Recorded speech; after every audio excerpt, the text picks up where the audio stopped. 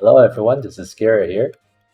Today we're going to do my first Azur Lane video, which is on how to get ships. So one question I had when I started the game about 6 months ago is, given the tier lists, which I'll link below in the description, how do I actually obtain these really high tier ships?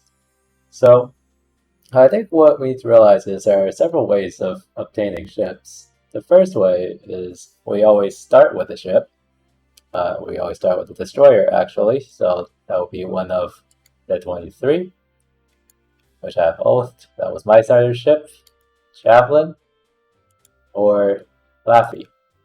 So all three of these ships are very high tier ships, and they can work very well into the mid game and even late game if you max out their levels and give them lots of equipment.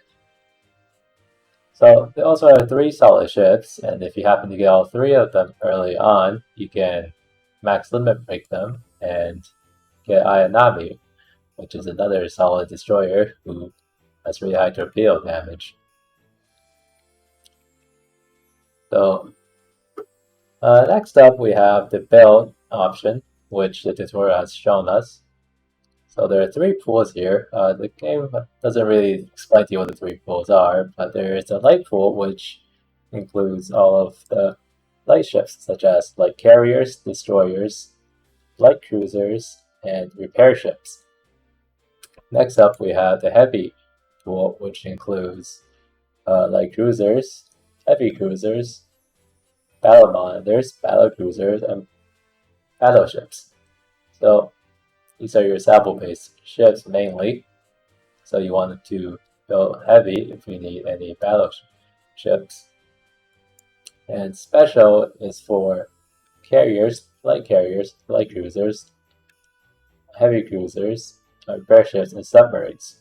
So if you need submarines or carriers, you should be building special. During the event, there will also be a 4th pool, that is the event build option, which is based off of one of these 3 pools but have rate ups for the event ships. Speaking of rates, the rates in this game are fairly good. You can get a super rare ship with a 7% chance, elite with 12%, and rare and below is the other 81%.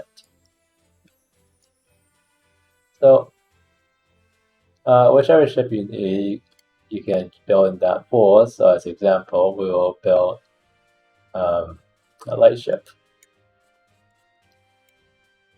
And we have infinite quick finishers basically, so you should always use them whenever possible. As long as you do your dailies, you can always get more quick finishers, more than you can actually use up. So moving on from here, one place that most people don't talk about is actually Guild Shop. So if we look in the Guild Shop, we'll actually see that there are 3 different types of ships here. So the rare ships they have are fairly good. For example, Phoenix and Portland and Shoho are definitely all solid choices for starting out. So if you don't have a Phoenix and would like to use, well, you can definitely purchase one here. Portland, I'm sure you'll get plenty from just building and playing the game. And Shoho, you can farm for in Chapter 2, but if you want it a little bit earlier, you can always buy one. They're only 200, they're rather 300 kill tokens, so they're rather cheap. Now, as for elite ships, Helena is the bread and butter of any boss ship boss fleet once you get into the late game. So it would be wise to pick her up sometime and train her up.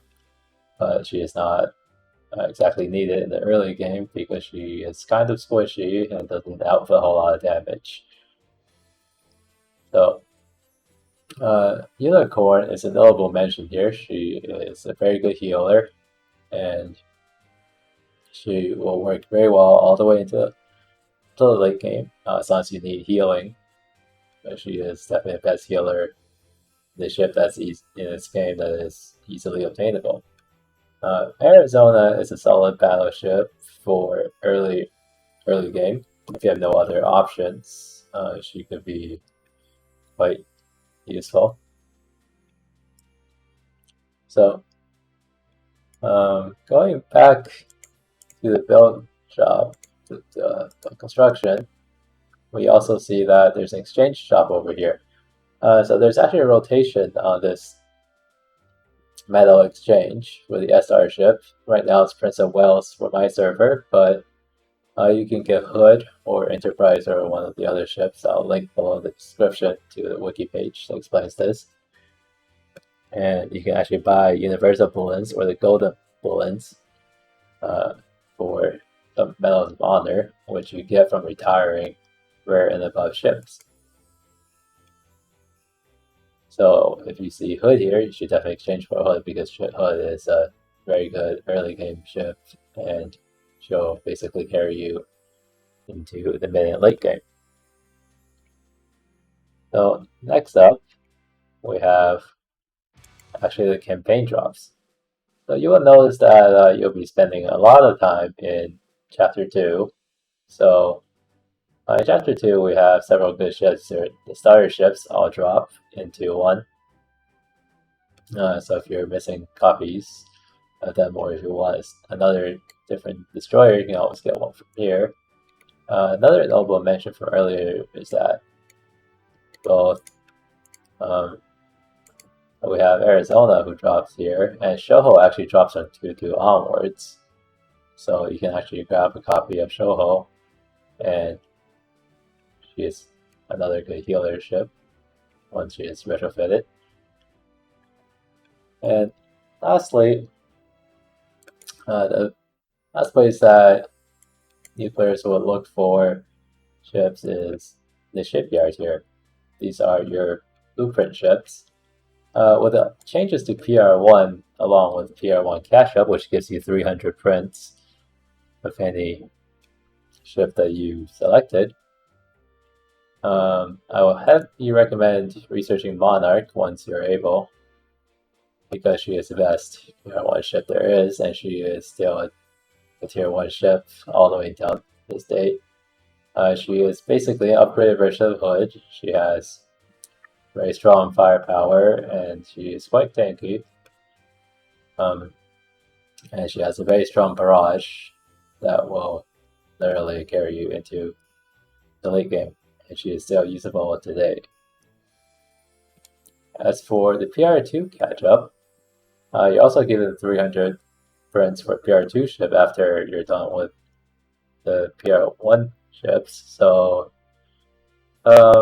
between the PR2 ships, I will recommend either Georgia or Kitagaze. It really depends on what you need. Georgia is a solid Yugo-Union battleship. Meanwhile, Kitagaze is a Sakura destroyer who is a very strong solo frontliner, whereas Georgia is similar to New Jersey in some ways. If you're really a new player, Gascon will be kind of useless to you because you don't have any other synergistic ships. And as for Seattle, I think there are just other better options out there, and you don't really need to dump all of your catch-up prints into her and get her over time. So for those who don't understand what I mean, I say catch-up prints, what I mean is over here in the research focus, you can select focus on which series the PR ships you're researching, and then if you have PR1 catch-up still, you can select the PR1 catch-up, and if you have PR2, you can select any of the PR2 ships. You're limited to 300 blueprints in total for all the PR priority rarity ships, whereas the DR decisive rarity ships, you get 150 each. So just by completing research, you'll see that you get catch-up prints based on how long each research mission takes. So I hope this video helped, and please comment and like this video and subscribe if anything was useful. Thank you very much. See you next time.